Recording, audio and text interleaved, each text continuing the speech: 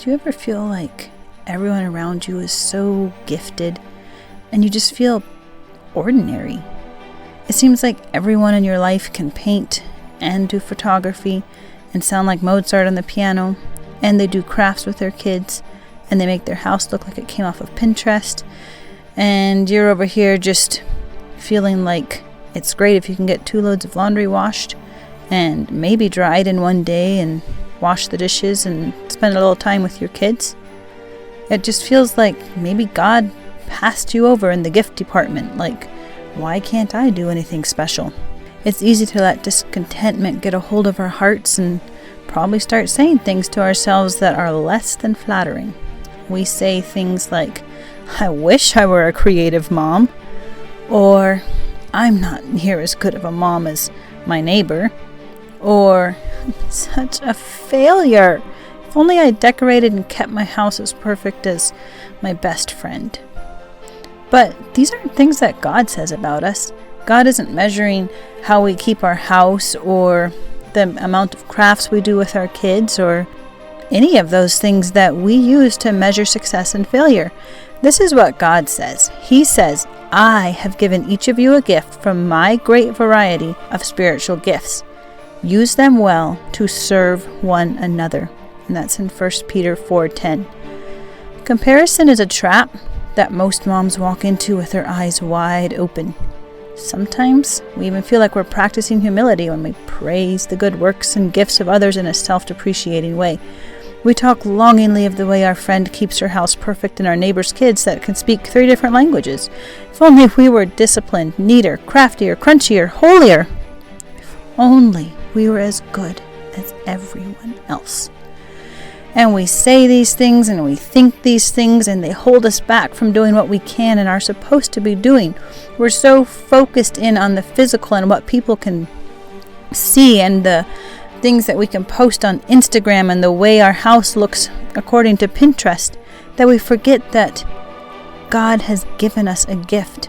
He has given each one of us a gift, but these are spiritual gifts, not necessarily physical gifts. We all have our own little corner, our own little home, our own little space that we are supposed to be making brighter, and we are not supposed to be painting it with somebody else's brush or in somebody else's colors, but in a way that God has created for us that is valuable and has purpose and is unique and set apart. So maybe you haven't taught your kids a foreign language, but they know how to make and serve coffee when you have friends over.